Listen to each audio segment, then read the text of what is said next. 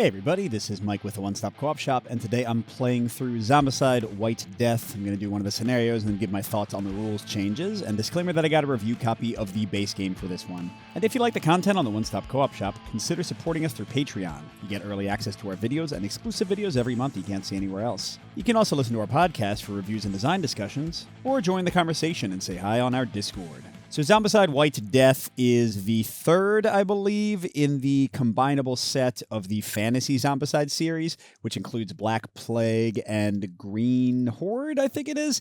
I played Black Plague. I did not play the Goblin one. But as far as I can tell, and I'm not a full Zombicide expert, I haven't played every single version, but I believe the new elements in that. But I believe the big new elements in this one are that they have these battlement walls that zombies can't climb over except when they get specific events. And they've got guards you can command. That reminds me a bit of Zombicide Invader, where you would have like the helpful NPCs. They have boiling oil you can pour from the battlements onto zombies. And they also have necromancers and corruption, although I feel like I've seen that kind of thing before. So yeah, again, not entirely sure what's new and what isn't, but I'm pretty sure the walls are an entirely new thing. And in the core game, they've got 10 quests. I decided to do one of the harder difficulty ones, the Wall of Heroes. Here, let's get a little flavor text. The zombies have come very, very deep into this part of Wintergrad. They could reach the inner city at any time and wreak havoc, killing the ones who cannot fight and spoiling our food reserves. This wall is our last rampart between our life as survivors and a long, sad, starving winter. The zombies made a breach and we have to close it up fast. To do so, Wintergrad's priests have prepared a mysterious mixture made of salt incense and the ashes of past heroes. It has the power to repel zombies, at least long enough for the carpenters to seal the breaches. Unfortunately, we are short of relics to burn. Let's not forget these past heroes. Even in death, they help bring a better future. All right, so to win this one, we've got 3 spawn points that are behind the walls. See, because that's the main battlement. The stairs are only on this side, not on the other side. And we need to find the red objectives. There are 6 objectives, but only 4 of them are red. When we find red objectives, they'll give us 5 experience points to level up, but also we can carry them with us, and we can use them when we're within 1 range of a spawn point to shunt that spawn point to the same flag area. So eventually we'll have like a billion zombies spawning from right here and then climbing up the walls potentially. And once we get them all over here, we win. Although it does say that we specifically have to get the special Necromancer spawn point dealt with. That'll come out when a Necromancer spawns, so I guess we can't wait until we wait for a Necromancer to spawn, and we can either use one of the red tokens to send this over here as well, or if you kill the Necromancer, this spawn point is removed. So if we've already gotten the other 3 moved over here and kill the Necromancer, we win. But yeah, I think you have to wait until the Necromancer spawns. I don't think you can get lucky and get 1, 2, and 3 over here and just win immediately with no Necromancer. And we all start all the way over here, right on one of the objectives and near another one. And I guess I can spread us out a little bit since that's all one big building zone. A few other things to call out. That is the beacon. When a Necromancer is summoned, they'll stay in their spawn point, and every time they would activate, they'll instead send out the corruption toward the beacon, and if the beacon is reached by corruption, then we lose. Players can, once per turn, with no line of sight, pick a zone with 1 or more guards in it, and all those guards can move together, or they can attack at range, or they can attack in melee. Guards only have 1 life, but they do count as survivors for noise and those kind of things.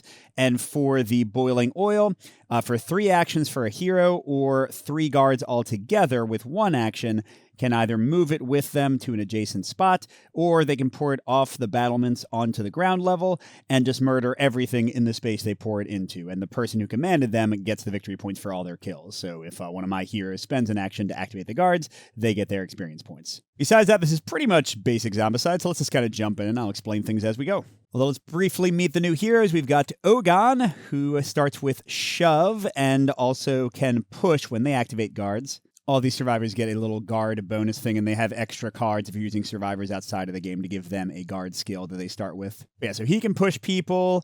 Sarnai has Spellcaster. She gets a free action for either casting spells or doing enchantments, which are items we can get that'll boost other people. Yasuke has Freeze. I don't know if this was in other versions, but you put one of these freeze tokens, and the zombies that the token is on won't activate, well, at least for their next turn. Lorna has +1 move every turn. Genia gets to search for 2 cards when she searches once per round, and Dragomir gets +1 die at range to start. Okay, so let's activate Genia first. And what's a good way to keep track of who I've activated? Well, I guess I can flip them over. So she can search for 2 cards. Each character gets 3 actions if you haven't seen Zombicide before. And she also gets a free guard action. That's pretty excellent. And I want to try to get big groups of guards together. Now, I believe there's an entrance right here. This is a very odd tile. I was like staring at it before I started the video. So I think these guys can walk through here to the ladder. And then 1 more guard activation, and they'll be in a group of 3 that can drop boiling oil on people and stuff. So that's her free action. You can only activate the guards once per turn. It's like you can only search once per turn. And speaking of searching, she'll go ahead and do her 2-card search.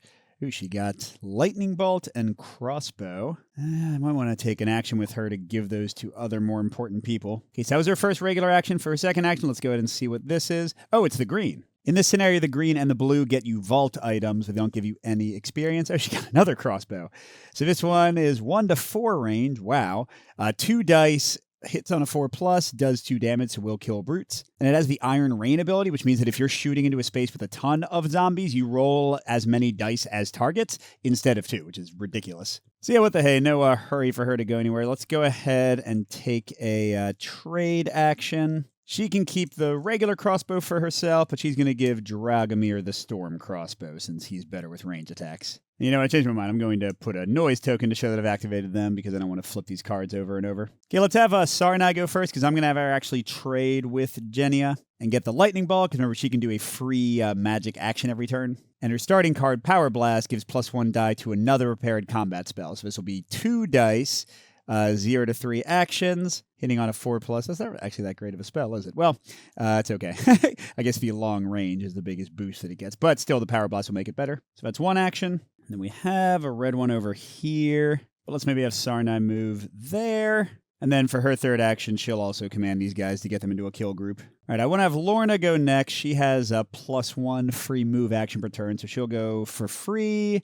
Well, I guess you can search first. So first action, healing. So if it's an enchantment, you can use them once per turn. The targeted survivor recovers 1 wound, but you can't bring a survivor back to life, so if they're already dead, it's too late and you lose. Some of these can be used from the backpack. This one does not say it can be. All right, not really that great, but that's her 1 search for the turn. So that was 1 action, free move, 2 actions, and 3. Okay, there we go. That is a red. So Lorna gains 5, 2 away from leveling up into yellow, which we probably don't want yet. And again, later on, she can close one, or not close, but teleport 1 of the spawn points with that. So it's good that she has quicker movement. All right, next I'll do, I don't know, Yasuke the Samurai. Let's have him search. Oh, he got a sword, a little bit better than his starting blade.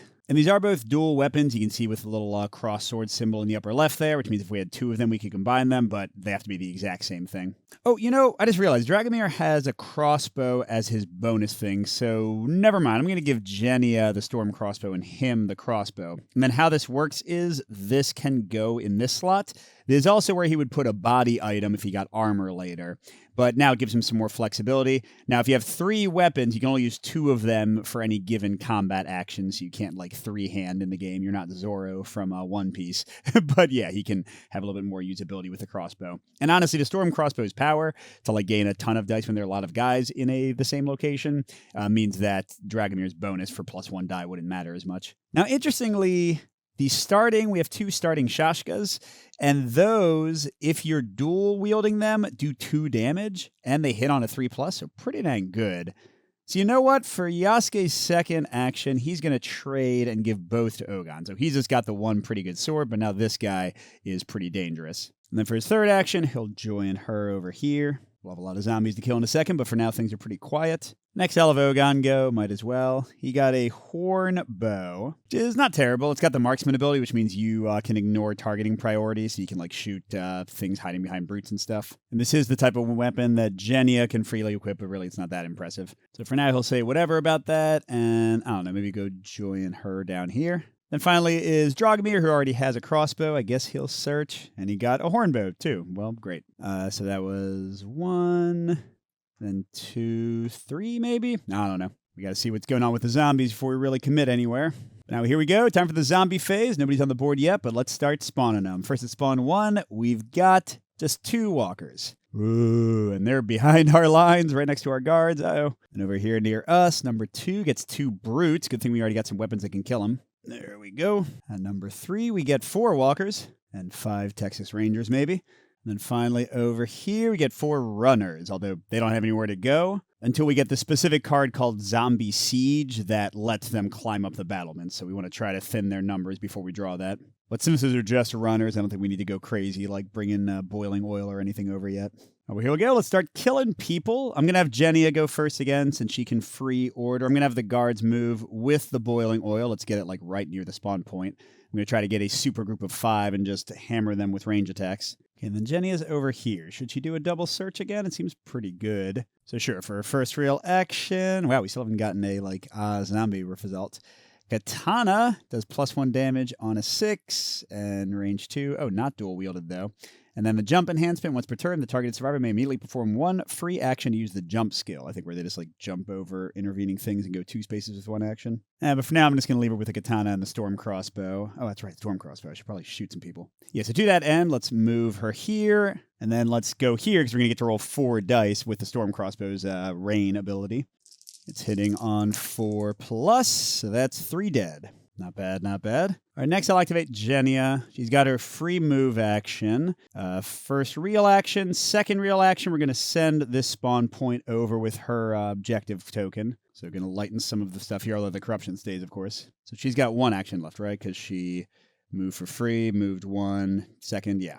Oh, and crud, her pole arm can only attack at range 1, not when the person is in her space. So I was going to have her do some stuff with guards, but I think she'll just stab that guy. Now that gets her to 6, so 1 shy of leveling up. I don't really want her to kill anybody else yet, so my spawns stay weaker. Our next can be Dragomir. I think I'm just going to have him move 2 towards this objective. He doesn't need to shoot anybody yet. And then maybe for his third action, he'll have these guys schlep the oil over here, and now we're ready to try to kill these guys with other people's actions. And here, let's actually have Yasuke the Samurai go next, so all 5 of these guys can shoot. Guards can do a 1 range attack. For 1, they hit on 4+, pretty basic stuff. And Yasuke's bonus when he activates guards is that they do 2 damage in melee, but that doesn't matter right now. I need 5 dice. All right, so 4+, and wow, only got 1. Now that kill, again, counts as Yasuke's. Then he has 2 actions left. So there is a door here. We can kind of go that way. By the way, these are what's called ruins. They still count as buildings for line of sight, so you can only see 1 space into them, but you can't search in them. You need to search in like the places that actually look like fully functional buildings. But yeah, okay, so I'll just have Yasuke go 1, 2, run towards some of the other objectives. Then I'm thinking maybe Ogon with his really good 2 damage things will go 1, 2 here to be ready to kill these brutes. Then with his other action, he can also have the people attack the zombies. 2 more kills. And finally, we have Sarnai with the lightning bolts. There's only 1 runner left, although it will kill a guard if it gets to like climb up the battlements potentially. But I think we're probably pretty safe. So I'll have her go 1, 2, 3 and kind of run over toward the objectives too. All right, and that is it. Let's get to some zombie activations. So nobody can attack. We go right to movement. I'll just kind of go north to south. So what do zombies care about for determining where they go? First priority is line of sight. If they can actually see you, then they can attack you. And they can currently see these people and these people because line of sight goes orthogonally. It goes as far as you want along streets, and it goes up onto battlements, and it also goes into buildings 1 space. Now, if they can't see anybody or to break ties between line of sight, their next preference is what they can reach. Now, they can technically go 1, 2, 3 up to that guy. They can technically go through the door there to that guy, so they can reach both of them. But like the zombies on the other side of the wall, they won't be able to reach people, obviously. And then their third tiebreaker is noise. So these guys want to go each figure, hero, or guard counts as 1 noise. We didn't make any noise. Right now, the only thing that makes noise is the noise action or magical attacks, which we didn't do. So both these guys are going to go in here. Uh-oh. And these 2 guards clearly only have line of sight to our friends here, so they're going there. And this guy's line of sight only to them, but he can't reach anybody, so he technically tries to move towards them and can't. So that's it for his activations. All right, let's get to spawning. Oh, crud, the Necromancer's already out. So they go where they would have spawned, right here in 1. Good thing I have some people running over there. And their special spawn point goes here as well. And here's the basic Necromancer in the game. The Defier does not move. Like I said, instead the spawn zone it came from moves towards the beacon, creating corruption along its route. But Necromancers are not especially hard to kill. You just got to get to them. See, they only take 1 damage to kill. Now, they do have lowest priority, so if anybody else is in a space with them for range attacks, you got to get through. But currently, that's not a problem. But unfortunately, this Defiler spawn zone, it goes last, so after number 4. It will still spawn this turn, so he'll have some guards in a second. Okay, next number 2, it's still over here. We got, 4 runners. I don't want to abandon this region because we need to eventually get an objective over there and send it back. but we also don't want to fight too many guys. Okay, now 3 and then 4. This should be fun. Oh, just 2 walkers. That's okay. And then for 4, oh, God, an abomination. Well, maybe we'll drop some oil on him. So here's the basic one that comes with the game. Yikes. And his special ability is that he can move through battlement walkways, so he just ignores them or climbs up them or whatever. And he's got 3 life, and you get 5 adrenaline when you kill him. So yeah, whoever activates these guys to drop the oil on everybody is definitely going to level up. So that is how it goes, I guess. And we aren't done. The Defiler gets 4 brutes to guard him. Ugh. That's definitely a pretty good bodyguard force. Now, Dragomir's right here. Suddenly that marksman ability with the hornbow seems a lot better, doesn't it? Because he can pick out the necromancer all by himself. But then he's going to be mobbed by brutes right afterwards, and he has no melee weapons. Yasuke's nearby, but he doesn't have any 2 damage attacks either. Sarnai's over here, but she doesn't have any 2 damage attacks. Oh, man.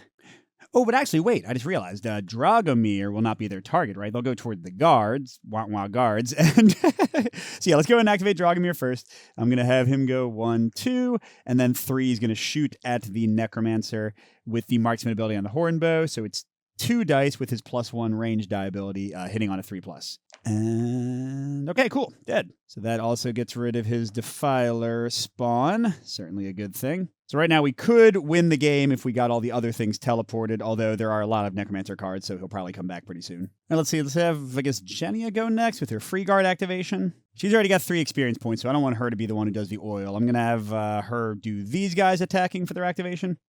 All right, so they hit on 4+. Hey, yeah, it's great. That gets her to 5 adrenaline. Now, do I want to have Yasuke run in and grab that? I think I do. Well, we got to finish Genia first. She could run up here and then do her, like, storm crossbow thing on the runners there. I don't know if I want to have that many people all around this one area. There's only 1 spawn point there. So now I'll have a run down here. So 1, 2, 3, sure. All right, now I'm going to have Yasuke go 1, 2, oh, crud, he doesn't even get it yet. He just gets to run in. Oh, and he has no 2 damage weapons. He does have the ability that lets guards attack for 2 melee, but there's only 2 of them there. They're not going to be able to, maybe this is a bad idea. Yeah, I don't know. I think Yasuke needs to get like a better weapon or something. Well, hear about this. For one of his 3 actions instead, he'll have them pour the oil out and kill all these guys. So that gets him 8 adrenaline, which does mean he's got 4 actions now. Oh, and crud, I forgot. Whenever you kill an abomination or a necromancer, there's a vault weapon in their zone if you want to go pick it up, which at the moment seems like a dangerous proposition to me, so maybe not. I mean, these guys get 3 actions. What the heck am I supposed to do? I'll go like 3, try to get a better weapon in a second? I don't know. All right, as for Sarnai over here, what if she runs in 1, 2, 3 and is ready to get that other objective so we can get this stuff going? And then it's just these 2 over here. Lorna only has a stupid lance. He's got the 2 swords. I'm sure he can kill those guys pretty easily. But then she can try to stab the runners before they rush in and murder us. So, okay, let's have Ogon go first. He'll move in for 1. And then he's attacking with his dual Shashkas. So he's going to roll 2 dice, hitting on 3+, and with the dual bonus, damaging 2. Okay, so second action. Oh, kills them both. Well, with that, there's no reason for us to, like, get murdered by runners, is there? So third action, he'll move back. Maybe Lorna should try to get a better weapon. She'll go 1. Oh, she has a free move. So free to search. And then she's got 1 action left. Salted meat. Discard to gain 3 action points. Maybe use from the backpack. That's cool. And she's still got 1 action point left, but I think she'll stay there to search again next turn. Although, gosh, that guy's going to get mobbed, isn't he? Well, okay, maybe she'll move back here to use her lance to help him out if he needs it. All right, so these guys do prefer to go right here to the noisiest spot they can see. These runners can only see him. Hello. And that's it for living zombies. That's good, at least. All right, number 1. All walkers get an extra activation. But there are no regular walkers. So I think that does nothing, right? Okay, number 2, 6 walkers. It's with the boosted values from leveling up. Good thing those cards didn't go in the other order. It would have been a lot nastier. Uh-oh, number 3. All brutes get an extra activation. So 2 of them murder these guards. Then the other 2 can see to there and to there. And it's equally noisy, so I guess we get to pick. Let's send him here where my archer can kill him. Okay, and then number 4 gets 4 brutes. It's not too bad. It's tough to hurt them, but, we can eventually try to whittle them down. All right, let's start with Dragomir again. Let's see if he can murder some of these guys. So with his crossbow, he's hitting on a 4+ and killing brutes, rolling 3 dice with his bonus. All right, so first action kills them both. Nice. He's at 3 adrenaline. Now he could run in here and get the vault item, but that seems dangerous. Maybe he'll go here and then try to clear the path for Yasuke. Okay, third action. Nice. Cleared it out. All right, Yasuke is the one who's got 3 actions now. So let's go 1, 2, 3, and oh, I forgot that some of these are not real. Oh, but he's got a better weapon, the Partisan. So it's a polearm. Oh, but 0 to 1 range. And escalation means that if he takes multiple melee actions in a row without interrupting them, he gets +1 die each time. So 3 for his second, 4 for his third. And he hits on 3+ and does 2 damage. Well, he can definitely kill guys now. That's great. But that means we need some of these other objectives. Okay, he's got 1 action left. He definitely doesn't need to search anymore. Well, here, he can protect the archer. I was thinking the guards could have shot these guys, but I needed to have Dragomir do that. Oh, no. Dragomir gives him +1 max range, not +1 damage. Who does Lorna, the yellow one. Her bonus is that the guards have 2 damage when attacking at range. Oh, but she was going to save Ogon. Well, let's have Ogon go first and see how much damage he can do to these guys. So remember, he's hitting on a 3+. That's 1 dead.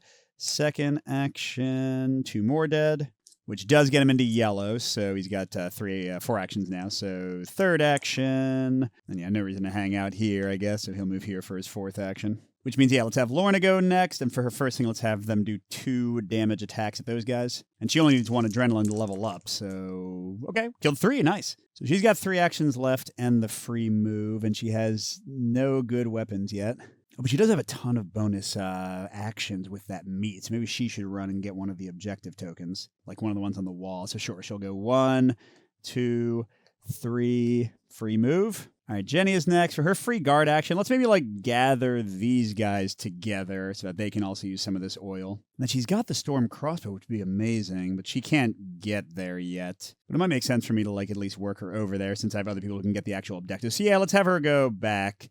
1, 2. Should I have her move here? I mean, they would have to get a bunch. Well, actually, if they even get 1 extra activation, they'd be in her space. So she'll just not use her last thing, or wait. She has the jump spell that lets somebody do a jump once per turn. Oh, but credit, it has to be in her hand, and it's not. Okay, I'll just waste her action. I was thinking I could speed up Sarna getting back with the objective, but I guess not. Yeah, speaking of Sarna, she'll pick this up, and yes, it's red. Although, oh, crud, she never killed anybody, so she still, even with the 5, is not leveled up.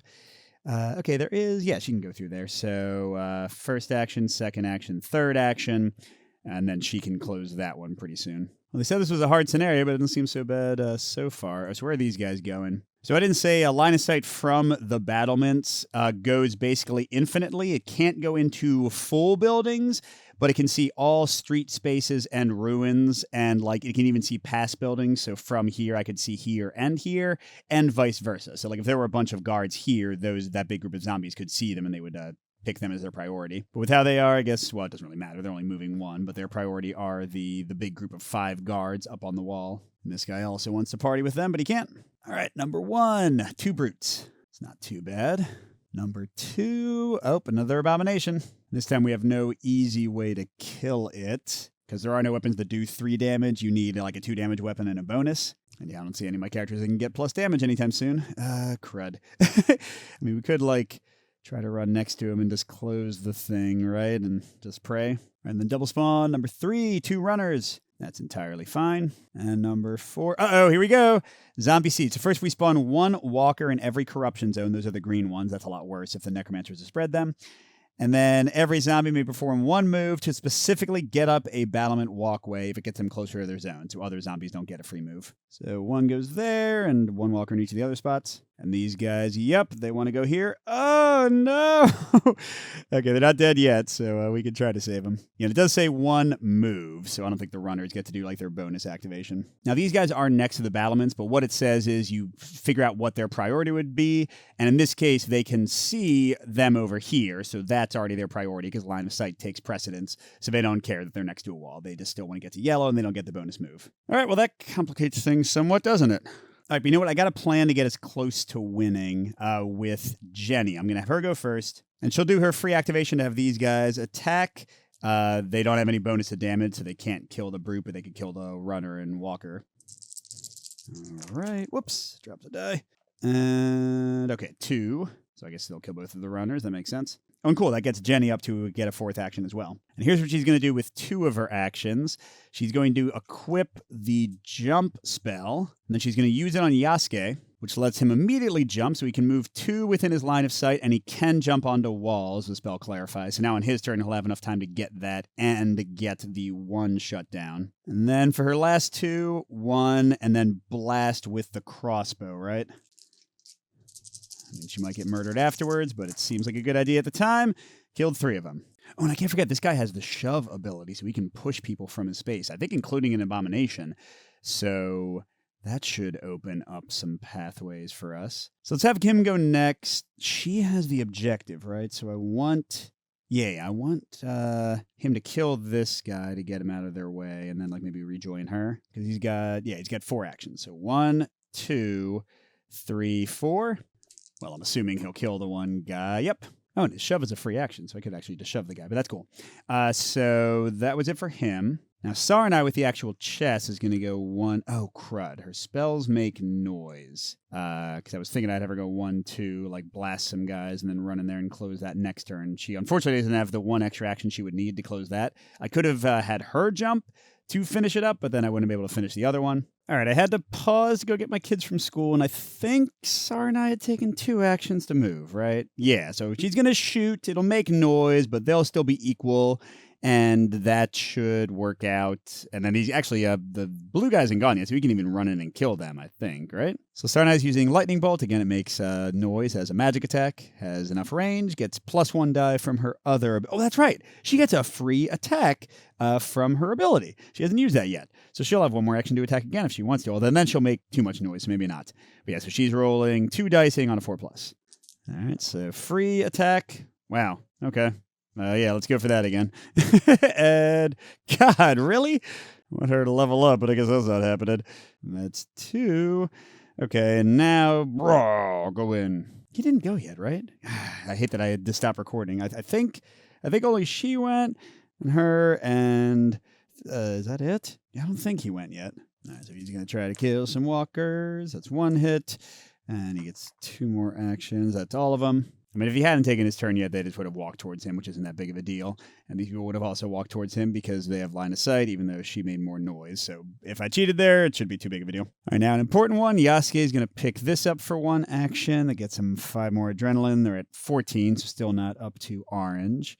2, 3. They will move this on over.